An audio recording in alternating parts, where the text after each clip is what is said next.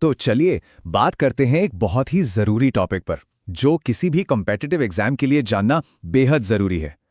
सोचिए, भारत की अर्थव्यवस्था एक बहुत बड़े शरीर की तरह है। तो फिर इस शरीर को जिंदा क्या रखता है? इसकी धमनियां और नसें क्या हैं? आज हम इन्हीं जीवन रेखाओं को समझेंगे। मतलब ट्रांसपोर्ट और कम्युनिकेशन के वो सारे नेटवर्क्स जो देश की जान हैं। देखिए, इस एक चार्ट में ना पूरे चैप्टर का सार है। ये बस ट्रांसपोर्ट के अलग अलग तरीके नहीं हैं, बल्कि ये भारत की तरक्की के 3 मेन पिलर्स हैं: जमीन, पानी और हवा। हम एक एक करके इन सबको समझेंगे और देखेंगे कि ये सब मिलकर देश की इकोनॉमी को रफ्तार कैसे देते हैं। तो सबसे पहला सवाल, आखिर इन जीवन रेखाओं का मतलब क्या है? क्यों हम इन सड़कों, ट्रेनों और बंदरगाहों को देश के लिए इतना ज्यादा जरूरी मानते हैं? इसे एकदम आसान भाषा में समझते हैं। ये सिर्फ रास्ते नहीं हैं, ये वो सिस्टम है जो देश के एक कोने में बन रहे सामान को दूसरे कोने में बैठे खरीदार तक पहुंचाता है। ये वो पाइपलाइन है जिससे गुड्स, सर्विसेज और आइडियाज सब कुछ बहता है। चलिए अब शुरुआत करते हैं उस नेटवर्क से जो हमारी रोज की जिंदगी का हिस्सा है। वो सड़कों का जाल जो भारत के हर गांव, हर शहर को आपस में पिरोता है। भारत के सड़कों को इन 6 हिस्सों में बांटा गया है। और हाँ, एग्जाम के पॉइंट ऑफ व्यू से ये क्लासिफिकेशन बहुत जरूरी है। एक तरफ हैं सुपर हाईवे जो बड़े बड़े शहरों को जोड़ते हैं, तो दूसरी तरफ हैं बॉर्डर रोड्स जो देश की सुरक्षा के लिए अहम है। हर सड़क का अपना एक खास काम है। और इन सब में सबसे बड़ा प्रोजेक्ट है स्वर्णिम चतुर्भुज या गोल्डन क्वाड्रिलैटरल। ये सिर्फ एक सड़क नहीं, बल्कि एक इकोनॉमिक कॉरिडोर है जो भारत के 4 सबसे बड़े महानगरों दिल्ली, मुंबई, चेन्नई और कोलकाता को जोड़कर व्यापार और ट्रांसपोर्ट में एक क्रांति ला रहा है। जरा इस नक्शे को गौर से देखिए। ये जो पीली लाइन एक चौकोर बना रही है, यही है स्वर्णिम चतुर्भुज। और साथ में ये भी देखिए कि कैसे उत्तर में श्रीनगर से, दक्षिण में कन्याकुमारी और पश्चिम में पोरबंदर से लेकर पूर्व में सिलचर तक इकोनॉमिक कॉरिडोर्स बनाए गए हैं। ये पूरे भारत को जोड़ने की तस्वीर है। सड़कों के बाद अब बात करते हैं भारत की असली लाइफलाइन की, इंडियन रेलवेज की। और साथ ही हम नजर डालेंगे ट्रांसपोर्ट के एक छिपे हुए नेटवर्क पर, यानी पाइपलाइंस पर। यहाँ एक बहुत मजेदार बात है समझने वाली। सड़क और रेल ये एक दूसरे से कॉम्पीट नहीं करते, बल्कि ये तो एक टीम की तरह काम करते हैं। कैसे? सोचिए, फैक्ट्री से कोई सामान बना, वो ट्रक पर लदा और सीधा पहुंच गया रेलवे स्टेशन। फिर ट्रेन ने उसे देश के दूसरे कोने तक पहुंचा दिया। बस इसी को कहते हैं फीडर सिस्टम। मतलब सड़कें एक तरह से रेल नेटवर्क को सपोर्ट करती हैं। पता है, इस नक्शे में एक कहानी छिपी है। ध्यान से देखिए, उत्तर भारत के जो मैदानी इलाके हैं वहां रेल लाइनों का जाल कितना घना है, और फिर इसकी तुलना कीजिए नॉर्थ ईस्ट के पहाड़ी राज्यों से जहां लाइनें बहुत कम हैं। ऐसा क्यों? क्योंकि सीधी सपाट जमीन पर रेलवे लाइन बिछाना आसान और सस्ता होता है, जबकि पहाड़ों में ये बहुत ही मुश्किल और महंगा काम है। ये दिखाता है कि कैसे भूगोल सीधा सीधा अर्थव्यवस्था पर असर डालता है। जमीन के नीचे, हमारी नजरों से दूर, पाइपलाइनों का एक बहुत बड़ा नेटवर्क है जो चुपचाप अपना काम कर रहा है। असम के तेल के कुओं से लेकर गुजरात के तटों तक ये पाइपलाइनें देश की एनर्जी की जरूरतें पूरी करती हैं और सड़कों और रेल पर पड़ने वाले भारी बोझ को भी कम करती हैं। चलिए अब उन साधनों की बात करते हैं जो भारत को सीधी सीधी दुनिया से जोड़ते हैं। हमारी विशाल समुद्री सीमा और हमारे बढ़ते हुए एयरवेज नेटवर्क। 7,500 किलोमीटर से भी ज्यादा। ये है भारत की कोस्ट लाइन की लंबाई। ये सिर्फ एक नंबर नहीं है, बल्कि कुदरत का दिया एक ऐसा तोहफा है जो हमें दुनिया से व्यापार करने में एक बहुत बड़ी बढ़त देता है। 95%। सोचिए, भारत का लगभग सारा का सारा इंटरनेशनल ट्रेड, मतलब 95% समंदर के रास्ते होता है। हाँ, हवाई जहाज से कीमती या जल्दी खराब होने वाला सामान भेजा जा सकता है, पर जब बात आती है भारी भरकम चीजों की, जैसे तेल, कोयला, बड़ी बड़ी मशीनें, तो फिर समुद्री जहाज का कोई मुकाबला ही नहीं है।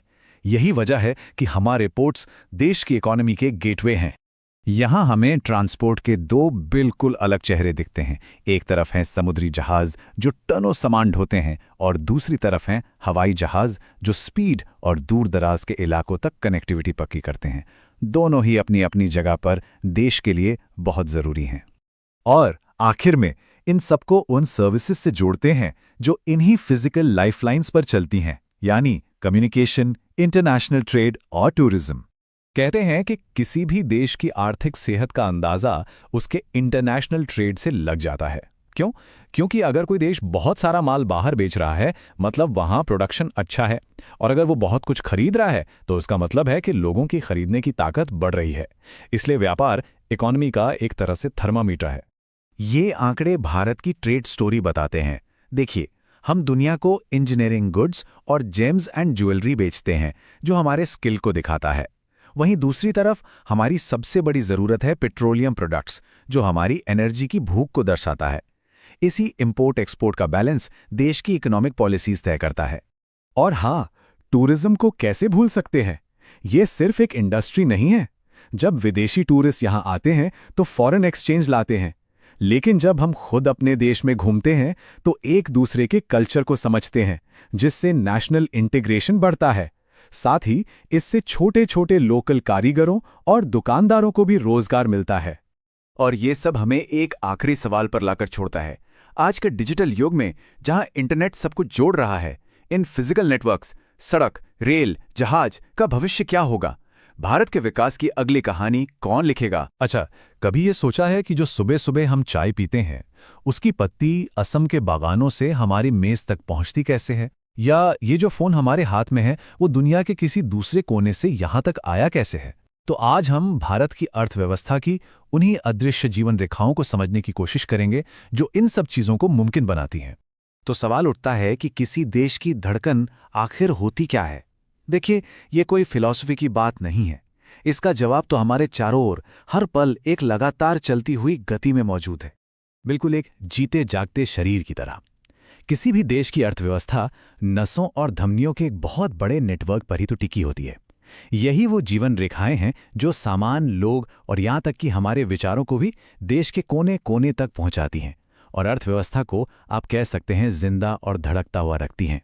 तो ये जो जीवन रेखाएं हैं, इन्हें हम मोटे तौर पर 3 बड़े हिस्सों में देख सकते हैं: जमीन, पानी और हवा। पर मजे की बात यह है कि ये तीनों सिस्टम्स अलग अलग काम नहीं करते। असली जादू तो तब होता है जब ये सब मिलकर काम करते हैं, एक ऐसा कॉम्प्लेक्स नेटवर्क बनाते हैं जो हमारे गली के बाजार को सीधे दुनिया के बाजार से जोड़ देता है। तो चलिए इस नेटवर्क की सबसे अहम धमनी से शुरू करते हैं, मतलब वो हिस्सा जो जमीन पर फैला हुआ है। क्या आप जानते हैं कि भारत के पास दुनिया का दूसरा सबसे बड़ा सड़क नेटवर्क है? ये 62 लाख किलोमीटर से भी ज्यादा लंबा है। मतलब इतनी सड़क कि आप पृथ्वी के करीब करीब 155 चक्कर लगा सकते हैं। सोचिए जरा, इस पूरे नेटवर्क को ना एक पिरामिड की तरह समझा जा सकता है। सबसे ऊपर हैं गोल्डन क्वाड्रिलैटरल्स जैसे बड़े बड़े नेशनल हाईवेज, जो हमारे महानगरों को जोड़ते हैं और बिजनेस को रफ्तार देते हैं। और फिर इस पिरामिड की नींव में हैं वो ग्रामीण सड़कें जो भारत के हर एक गांव को देश की तरक्की से जोड़ती हैं। तो फिर सड़कों और रेलवे में फर्क क्या है? देखिए, दोनों ही अपनी अपनी जगह बहुत ज़रूरी हैं, लेकिन सड़कें आपको वो फ्लेक्सिबिलिटी, वो डोर टू डोर सर्विस देती हैं जो रेलवे नहीं दे सकता। ये मानो देश के सर्कुलेटरी सिस्टम की सबसे बारीक नसें हैं जो हर घर तक पहुंचती हैं। जरा 1853 के उस दिन के बारे में सोचिए, जब पहली ट्रेन मुंबई से ठाणे के लिए चली थी। वो ट्रेन सिर्फ यात्रियों को नहीं ले जा रही थी, बल्कि अपने साथ भारत की इंडस्ट्री और खेती का भविष्य भी लेकर चल रही थी। और तब से लेकर आज तक रेलवे सही मायनों में देश की तरक्की का इंजन बना हुआ है। अब बात एक ऐसे नेटवर्क की जो हमारी नजरों से छिपा रहता है, जमीन के नीचे बिछी धमनियों की, यानी पाइपलाइंस की। एचवीजे जैसी पाइपलाइनें बिना किसी ट्रैफिक जाम के, बिना किसी देरी के क्रूड ऑयल और गैस को सीधे फैक्ट्रियों तक पहुंचा देती हैं। मतलब ये ट्रांसपोर्ट का एक बेहद एफिशिएंट तरीका है। तो ये तो हुई जमीन की बात। अब उन रास्तों पर नजर डालते हैं जो लंबी दूरी और तेज रफ्तार के लिए जाने जाते हैं। जलमार्गों को ना ट्रांसपोर्टेशन का साइलेंट हीरो कहा जा सकता है। ये ना सिर्फ सबसे सस्ते पड़ते हैं, बल्कि भारी भरकम सामान ले जाने के लिए सबसे ज्यादा फ्यूल एफिशिएंट भी हैं। और हाँ, पर्यावरण के लिए भी बेहतर हैं। और ये आंकड़ा तो आपको सच में चौंका देगा। वजन के हिसाब से देखें तो भारत का 95%, जी हाँ 95% विदेशी व्यापार समंदर के रास्ते होता है। देश के जो 12 बड़े और करीब 200 छोटे बंदरगाह हैं, वो असल में दुनिया की अर्थव्यवस्था के लिए भारत के दरवाजे हैं। और फिर आता है एक्सप्रेस रूट, एयर ट्रांसपोर्ट। जब रफ्तार ही सब कुछ हो, या फिर जब ऊंचे ऊंचे पहाड़ों और घने जंगलों जैसी मुश्किल जगहों पर पहुंचना हो, तब हवाई सफर का कोई मुकाबला नहीं है। तो देखिए, अगर ट्रांसपोर्ट किसी शरीर का सर्कुलेटरी सिस्टम है जहां खून दौड़ता है, तो कम्युनिकेशन और ट्रेड उस शरीर का नर्वस सिस्टम है, यानी वो दिमाग जो इस पूरे बहाव को कंट्रोल करता है। सोचिए, चाहे वो दुनिया की सबसे बड़ी पोस्टल सर्विस हो जो भारत की है, या हमारा एडवांस टेलीकॉम नेटवर्क, यही तो वो इन्फॉर्मेशन का फ्लो है जो तय करता है कि कौन सा ट्रक किस रास्ते जाएगा या कौन सा कंटेनर किस जहाज पर लोड होगा। अगर ये ना हो तो सच में सब कुछ ठप पड़ जाएगा। ट्रेड यानी व्यापार, बहुत सीधे शब्दों में कहें तो ये बस चीज़ों और सर्विसेज का लेन देन है। लेकिन ये छोटा सा लेन देन ही है जो लोकल लेवल से लेकर नेशनल और इंटरनेशनल लेवल तक पूरी इकोनॉमी को चलाता है। कोई भी देश कितना सामान बाहर से मंगवाता है यानी इंपोर्ट करता है, और कितना सामान बाहर भेजता है यानी एक्सपोर्ट करता है, इसके बीच का जो बैलेंस है ना, वो उस देश की इकोनॉमी का हेल्थ रिपोर्ट कार्ड होता है। इसी से पता चलता है कि उसकी आर्थिक सेहत कैसी है। ये लेन देन दिखाता है कि भारत की इकोनॉमी दुनिया से कितनी जुड़ी हुई है। हम बाहर से कच्चा तेल और मशीनरी जैसी चीजें मंगवाते हैं और यहाँ से रत्न, गहने और खेती से जुड़े प्रोडक्ट्स बाहर भेजते हैं। और हाँ, हाल के सालों में तो भारत एक सॉफ्टवेयर सुपर पावर बनकर भी उभरा है। और जब ये सड़कें, ट्रेनें और उड़ानें लोगों के लिए घूमना फिरना इतना आसान बना देती हैं, तो एक और बहुत बड़ा इकोनॉमिक इंजन अपने आप स्टार्ट हो जाता है, और वो है टूरिज्म। टूरिज्म का मतलब सिर्फ छुट्टियां मनाना नहीं है, ये एक पूरा का पूरा ट्रेड है, एक ऐसा व्यापार जो हमारे लोकल हैंडीक्राफ्ट्स को सपोर्ट करता है, नेशनल यूनिटी को मजबूत करता है और हमारी शानदार कल्चरल विरासत को दुनिया के सामने रखता है। ये इकोनॉमी के लिए एक तरह की सॉफ्ट पावर है। तो कुल मिला के बात एकदम साफ है, ये जो जीवन रेखाएं हैं, सड़कें, रेल बंदरगाह, कम्युनिकेशन नेटवर्क्स, ये सिर्फ कंक्रीट और स्टील के ढांचे नहीं हैं। ये एक मजबूत, चलती फिरती और आगे बढ़ती हुई अर्थव्यवस्था की असली बुनियाद हैं। तो जैसे जैसे टेक्नोलॉजी बदल रही है, ये सोचना तो बनता है कि आने वाले दशकों में हमारी इकोनॉमी की ये नसें और ये सिग्नल कैसे बदलेंगे, भविष्य की जीवन रेखाएं आखिर कैसी दिखेंगी।